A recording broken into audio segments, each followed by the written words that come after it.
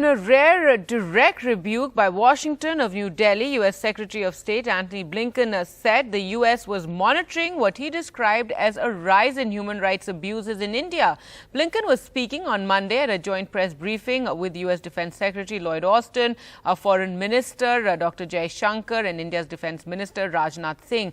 Mr. Blinken didn't elaborate, and Mr. Singh and Dr. Jaishankar, who spoke after Blinken at the briefing, did not comment on the human rights issue. We also share a commitment to our democratic values, such as protecting human rights.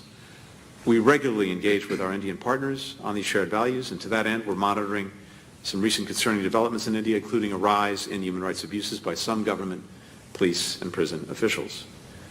In addition to all of these critical issues, I'm pleased that we're increasing cooperation in a number of other key areas, which we focused on today.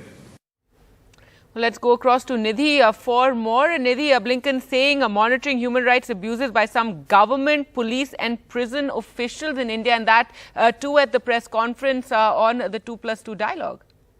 Well, it is rare for a senior U.S. official, and that too the U.S. foreign minister effectively, to make a comment like this, with Dr. Jaishankar and Rajnath Singh standing right there. So yes, it is a very rare sort of comment to make. This is an administration, though, that on human rights issues has been generally far more vocal about making democracy and human rights front and center of their agenda.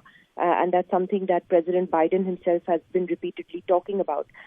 So in that sense, it doesn't come as a surprise in terms of their overall agenda. But yes, given the state of U.S.-India relations right now over Russia, etc., it is interesting that the U.S. Secretary of State chose to make these comments. So if you look at the joint statement issued by both countries at the end of this 2+2 dialogue, it's very comprehensive, and you can see that overall the bilateral relationship remains important for both sides, and the joint statement reflects that in that the Ukraine situation is a small part of that joint statement, but so many other issues of convergence have been covered in it, from climate change to COVID, etc., and that still fundamentally remains strong.